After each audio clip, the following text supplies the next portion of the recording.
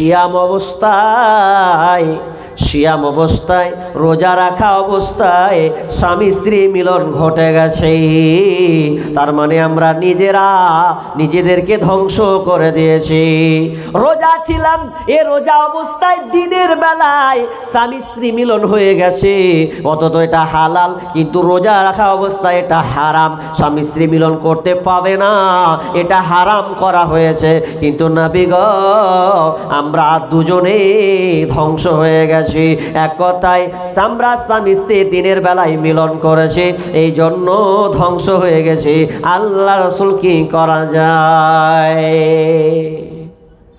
রোজা রাখা অবস্থায় স্বামী স্ত্রী মিলন করা যাবে না। এবার যদি করলেন, ওনাকে আবার সাধু সাজিয়েন না। আমার কাছে রিপোর্ট আছে, আমার কাছে খবর আছে, মনে করিয়েন না। এই গত বছর তার আগে বছর ফোন করছে আমাকে, বলছে যে এরকম হালাত, এই একটু মানে দুজনে মিলে একটু আলাপ আলোচনা করতে করতে করতে করতে করতে একটু ফুচকাম করতে করতে করতে বাস কাজটা একটু উল্টা পাল্টা হয়ে গেছে, স্বামী স্ত্রী হয়ে গেছে। তো কি করব? তা আমি আবার আল্লাহ রাসূল যেটা বলেছেন ওটাকে বললাম। তার মানে অনেকের এটা হয়ে যদি যায়, তাহলে আপনি চুপচাপ থাকবেন না, আপনার 3টা কাজে একটা কাজ কি? বিশ্বনবী বললেন, ও সাহাবীরে, তুমি এই কাজটা করে দিয়েছ, তাহলে তোমাকে একটা গোলাম আজাদ করতে হবে। সাহাবী বলছেন, আমি পারবো না, কোথা থেকে আমি গোলাম আজাদ করব? গরিব সাহাবী। তাই বলছে, এক কাজ করো, তুমি কি 7টা সিয়াম রোজা রাখতে পারবে? 7টা রোজা রাখো, এটা তোমার শাস্তি। সাহাবীটা বলছে, না ইয়া রাসূলুল্লাহ, একটা করতে যেয়ে তো ঝামেলা পাকিয়ে দিন, তো 60টা রাখতে কইছেন। হ্যাঁ, একটা করতে যেয়ে তো কুকাম হয়ে গেল এদিকে, আর আপনি আরো 60টা যোগ করছেন আমার উপরে। না, পারবো না, এই 7টা রোজা রাখতে পারবো না, এটাও তুমি পারবে না। তাহলে এক কাজ করো, তুমি 60 জন মিসকিনকে খাওয়াতে পারবে কি না? তো বলছে, ইয়া রাসূলুল্লাহ, এটাও আমি পারবো না। তো ওটা পারবি না, এটা পারবি না, এটা পারবি না, তো কি পারবি তুই? যে পারবো না। চুপ হয়ে বসে গেলেন, সবাই নিশ্চুপ। আল্লাহ রাসূলের কাছে একজন আরাক মানে ঝুড়ি, কিছু ঝুড়িতে খেজুর নিয়ে আসলো, নিয়ে আল্লাহ রাসূলের কাছে কিছু হাদিয়া আসলো, ওটা এসে এবার ওই সাহাবীকে বলছেন, ও সাহাবী, নাও, তোমাকে আরাক নামক তোমাকে ঝুড়িটা দিলাম, এই ঝুড়িটা তুমি তোমার যে গরিবগুলো আছে ওই গরিবগুলোকে তুমি দিয়ে দাও, তাহলে তোমার কাফারা হয়ে যাবে, আল্লাহ তোমাকে ক্ষমা করে দিবে। ও সাহাবী বলছে, ইয়া রাসূলুল্লাহ, আমার চাইতে গরিব ফেরকে আছে। ভেজালের উপরে ভেজাল। ওকে বলছে গরিবকে দিয়ে দাও, তো বলছে আমার চাইতে এই টোলা এ পাড়াতে আমার চাইতে গরিব কেউ নাই। আল্লাহ রাসূল মুচকি হাসি বের হলো, আরে তুই এটা করতে গেলে তো এটা তুই গরিব, তোর মতন আর গরিব নাই। তখন আল্লাহ রাসূল বলছেন, যা, এবার তুই নিজে তোর পরিবারকে সহ তুই নিজে খা, সব আল্লাহ মাফ করে দিবি। এবার আপনি ধরেলেন আপনার স্ত্রীর সঙ্গে এই কুকামটা করে দিলেন, সম্পর্ক হয়ে গেল দিনের বেলায়। তা আপনি 60 জনকে খাওয়াবেন, তো কাকে খাওয়াবেন? মাস্টারকে, ডাক্তারকে, মৌলবি কটাকে ডেকে? যদি জিজ্ঞেস করে কিসের জি, তো এর লেগে, তোবা তোবা, ওটা কে খাবে? গরিব অসহায় 60 জনকে আপনাকে খাওয়িয়ে দিতে হবে।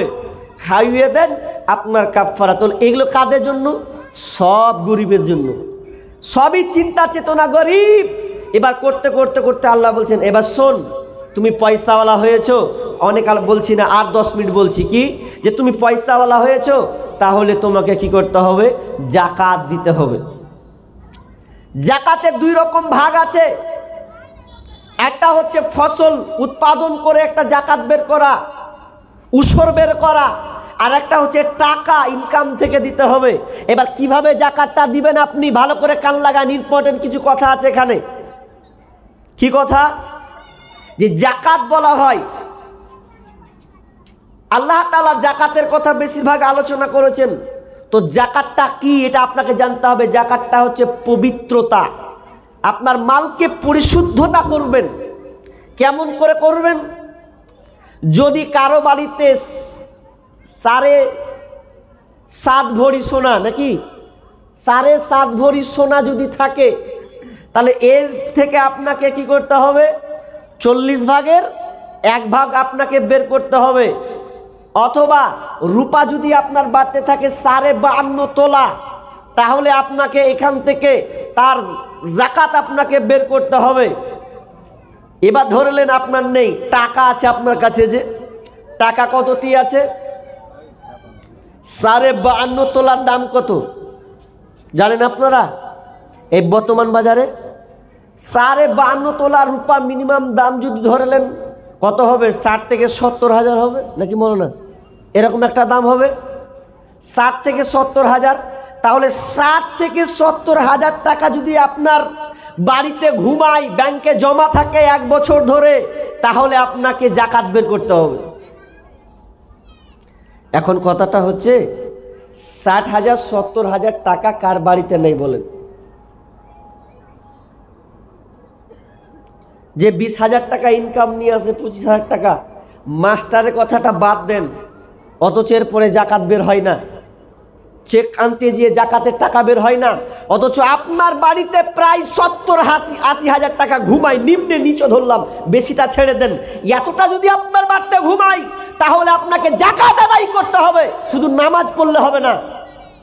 এখন যদি বলে মুনি সাহেব আমার 60 বছর টাকা 1 বছর ধরে থাকে না, সব শেষ হয়ে যায়, তাহলে ওটা বাদ দেন। আমি আপনাকে বলিনি বাধ্যকতা করতে, যদি 1 বছর ধরে আপনার বাড়িতে 60-70 হাজার টাকা ঘুমায়, তাহলে আপনাকে কি করতে হবে? ওই টাকা থেকে মেয়াদ 1 বছর পূর্ণ করে আপনার কাছ থেকে মিনিমাম 1400 থেকে 1500 টাকা বের হবে। ওই 1500 টাকাটা আপনার নয়, ওটা গরিবের হক, ওটা গরিবের টাকা, আপনি নিয়ে আসেন। তাহলে আপনি যে টাকাটা নিয়ে আসেন, বলেন তো সমাজে গরিব অসহায় কেন এত বাড়ছে? আমার আপনার কারণে। যাকাত আপনাকে দিতে হবে বাধ্য। যদি উমারের জামানা, আবু বাক্কারের জামানা হতো, তাহলে এক একটাকে সাই সাই করে কেটে দিত, সাই সাই করে। প্রথমে যখন আবু বাক্কার যখন খলিফা হলেন, তো একটা সবাই অস্বীকার করলো যে যাকাত আমরা দিব না। হট, কে দিতে যাবে? আল্লাহ রাসূল মরে গেছে, ঝামেলা শেষ, আমরা আর দিতে যাব না। তো আবু বাকার বলছেন, কে দিবে না রে? আলী আলী আলী, খোঁজ লাগাও তো, কারা দেয় না, কে যাকাতকে অস্বীকার করছে? সবাই গেল, যাওয়ার পর এবার বলছে আল্লাহ রাসূল এই লোকটা দিবে না।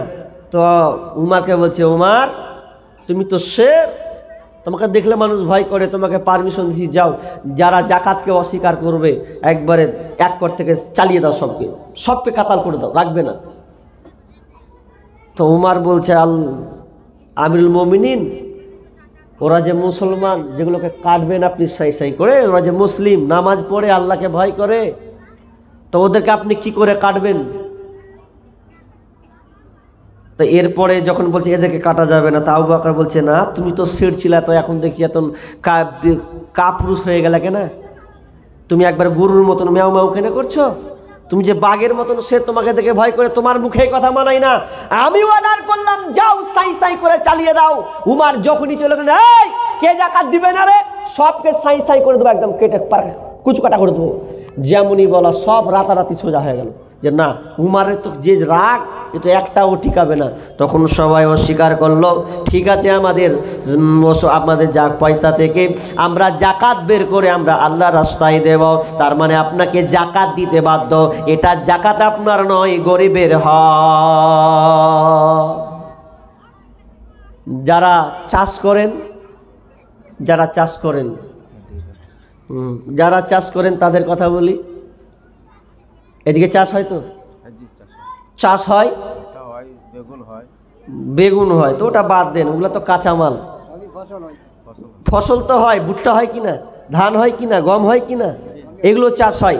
তো এগুলো যে চাষ হয়, এখান থেকে আপনাকে ওসর বের করতে হবে। কি মনে করছেন? যদি আপনি বলেন যে আসমানের বৃষ্টি থেকে যদি হয়, তাহলে 10 ভাগের 1 ভাগ লাগবে। আর যদি বলেন যে আমি শ্যালো চালাচ্ছি, পানি চালাচ্ছি, তারপরে আমার চাষাবাদ হচ্ছে, তাহলে তোমাকে 20 ভাগের 1 ভাগ দিতে হবে। এবার কথা হলো, কতটি হলে দিতে হবে এটা তো জানতে হবে। কতটি হলে লাগবে? দুটা মত আছে, বাংলাদেশের একটা, ইন্ডিয়ান একটা। তো বাংলাদেশ ভারতেরটাই বলি। এজন্য ভাগ 5 ওয়াসাক যদি হয় আপনার, 5 ওয়াসাক। আর 1 ওয়াসাক সমান হচ্ছে 60 সা, আর 60 সা আর সা মানে 2.5 কিলো বা 3 কিলোকে বলা হয় কি 1 সা, 1 সা বলা হয়। তাহলে এখান থেকে ক্যালকুলেশন করতে গেলে দেখা যাবে যে সর্বনিম্ন যেটা ধরা হয়েছে 15 মণ 12 কেজি। কত বললাম?